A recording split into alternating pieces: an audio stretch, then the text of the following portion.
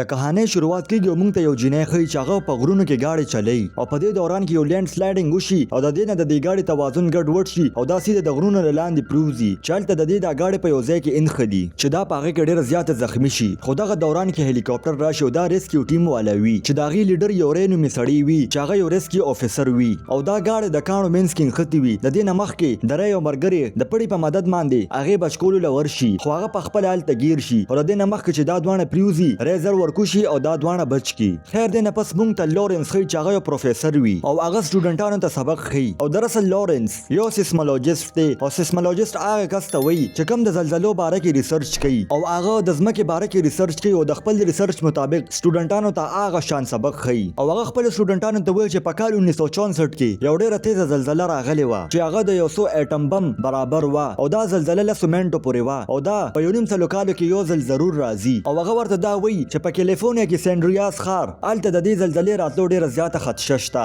خیر دې نه پس د ډاکټر لورنس ملګری چې هغه نوم ډاکټر کیم چنګ وي هغه لورنس لا راشي او هغه ورته ووایي چې دلته خوا کې زلزله راغله نو دا دواړه دغه زلزلې جانچ کولو دپاره لاړ شي او دوی یو ډیم ته ورسي او هلته هغې راشي او د دې زلزلې جانچ کوي او دلته دوی خپل جانچ شروع کړي وي چې دغه دوران کې د دې میټر ویو تیزۍ سره بدلول شروع شي او دې دوران کې یو ډېره خطرناکه زلزله راشي چې دغه سره اچانک دا ډیم ماتېدل شروع شي او خلک چې دا وویني نو د خپل ځان بچ کولو دپاره د هغه ځای نه منډه کړي او د ډاکټر لورنس ملګری هم د هغه ځای نه راوتښتي او دغه دوران کې هغه یو جینۍ وویني نو هغه ډایرکټ دغه جینۍ پسې ورشي او ځان سره یې راوچته کړي نو دغه دوران کې دا پول ماتېدل شروع شي او هغه لاندې پرېوتو والا وي دې کې هغه دا جینۍ ډاکټر لورنس طرف ته ورولي او په خپله هلته ګیر شي چې دې سره دا پوره ډیم تباه شي او دې نه پس موږ ته ری ښیي چې هغه ته میسج راشي او ورته ووایي چې زلزله راغلې ده او زر د ریسکیو دپاره ځان راورسوه او دې نه پس موږ ته د ری لور ښیي چې د هغې بلیک نوم وي او بلیک خپلې مور سره اوسیږي دراصل د ری او د هغه د ښځې په منځ کې طلاق شوي وي او د ری ښځې بل سړي سره واده کړي وي چې د هغه ډینیل نوم وي او د ډینیل په یو بل ځای کې میټینګ وي نو هغه ځان سره ایما او بلیک بوزي اوس چې دوی هغه ځای ته راورسي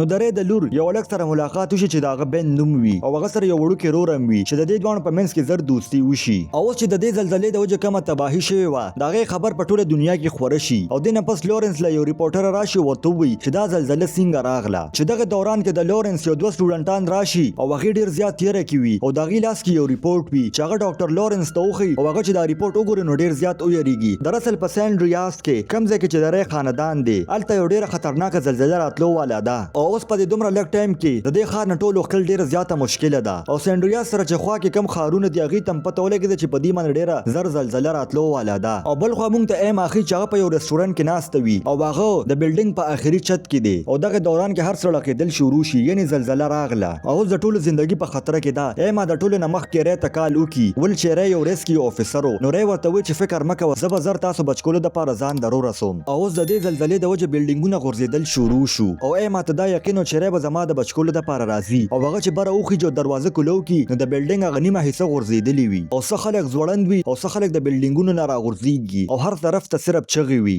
خیر ایما د بلډینګ چت ته ځان راورسي او هغه بلډینګ هم زر غورځېدو والی وي چې هغې کې ایما ګیرېدو واله ده خو دغه دوران کې ری راورسي او هغه د تار په مدد باندې یو جال ور وغورځوي او دا بلډینګ اوس غورځېدو والی وي او ایما په منډو باندې ځان هغه جال ته راورسي او د بلډینګ غورځېدو نه مخکې هغه دا جال راونیسي او دغه دوران کې د ری په هلیکاپټر باندې بلډینګ را پرېوتو والا و خو ری په خپل کار کې ډېر زیات ماهره وي او هغه د دې خطرو سامنه وکړي او ایما بچ کړي او اوس ری د هلیکاپټر نه د ښکته مناظر ویني چې هر طرف ته بلډینګونه غورځېږي او بل خوا موږ ته د سان فرانسیسکو ښار ښیي چې هلته ډینیل او د ری لور یو ځای وي او هغې چې اوس گاډي کې کینی نو دغه دوران کې په دوی باندې ډېره خطرناکه زلزله راشي او دغه دوران کې د دوی مخې ته ځمکه کې کنده وشي چې سیده دوی په هغه کنده کې پریوزي ډینیل خو گاډي نه راوځي او هغه د ری لور د گاډي نه نشي راویستی او هغه زر بهر راوځي د مدد دپاره خو دلته هر طرف ته خلک منډې وایي د یارې د لاسه خو دلته ډینیل ته دا احساس وشي چې خپل ځان بچ کول ضروري دي د دې د وجې هغه د ری لور پرېږدي او د هغه ځای نه منډه کړي او د ری لور اوس هم په هغه گاډي کې نښتې وي دغه دوران کې ابند نوم هلک راشي او دا د گاډي نه راوباسي او بچ یې کړي او زر دا درې واړه د هغه ځای نه راوتښتي دې نه پس د ری لور خپل پلار ته کال وکړي او د ټولو حالاتو باره کې ورته ووایي نو ری ورته وایي چې فکر مه کوه ته یو اوچت ځای ته ځان ورسوه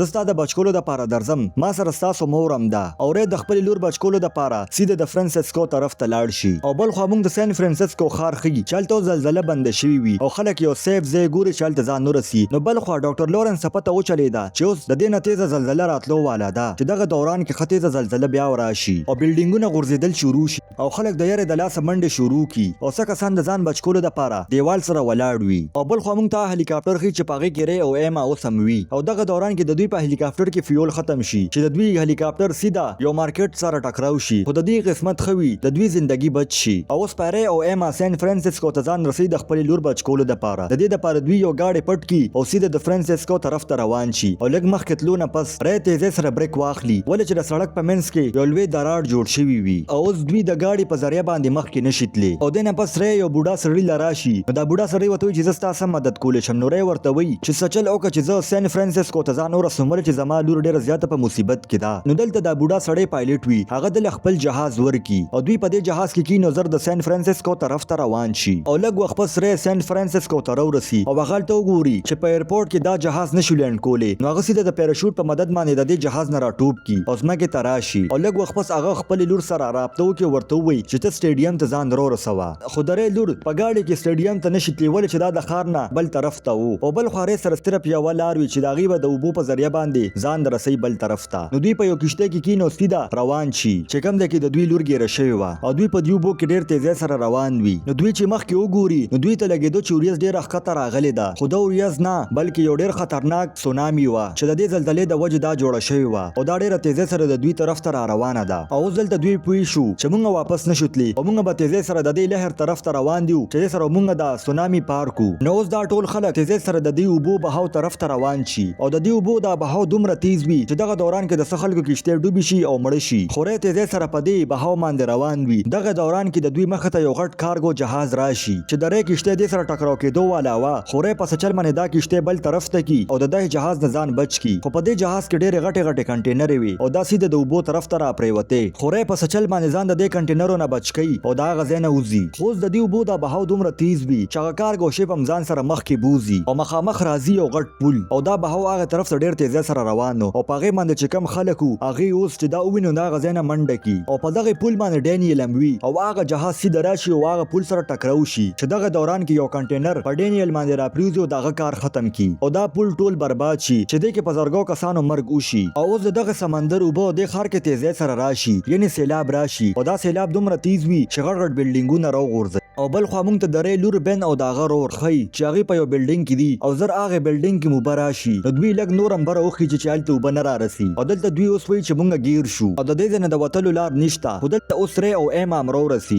خو بلیک ری او ایما وویني او هغه دوی له آواز ورکوي خو بلډینګ کې دوی دننه وي د دې د وجې د دې آواز هغې له نه وررسي د دې د وجې دوی مخکې روان شي خو دغه دوران کې ایما وګوري چې د هغې په لاس باندې او په کشتۍ باندې د لیزر لایټس راځي او چې ری او ایما څنګه شاته وګوري نو دا د هغې لور وي او ایما چې خپل لور وویني نو ډېره زیاته خوشحاله شي پر دې نه مخکې دوی چې دا بچکوله دغه کې د اوبو یو تیز بهاو بیا راشي او دغه بلډینګ ګیر کی چې دې کې دا درې واړه ګیر شي او دې کې اچانک ری اوبو ته ورټوب کی د خپل لور بچکولو دپاره او بل خوا بین د دې ګلاس ماتولو کوشش کوي او ایما چې دې څنګه وویني نو هغه د خپل کشتۍ تیزۍ سره د هغه ګلاس طرف ته روانه کی چې دې سره هغه دا ګلاس مات کی او دې نه پس ریم خپل لور بچ کی هغه کشتۍ ته ځان راورسي او دې کې بین او د هغه ورور هم دې کشتۍ ته راوخیږي او هغې د دې ځای نه وتو والا وي او اوس دا ټول بلډینګ هم را پرېوتو والا وي او ایما پوره کوشش کوي چې دا کشتۍ د دې ځای نه وباسم او بل خوا د ری لور هم بېهوشه شوي وي او ری هغه په هوش کې د راوستو کوشش کوي چې لږ وخت کې د ری لور په هوش کې راشي او دوی د هغه ځای نه وځي او دې نه پس موږ ته ښیي چې د دې زلزلې او د اوبو د وجې ډېر غټ نقصان وشو او د ریسکیو ټیم د ټولو مدد کوي او دې سره دا کهاني ختمه شوه که ستاسو دا کهاني خوښه شوې نو دا ویډیو در سره لایک کړئ او چینل در سره سبسکرایب کړئ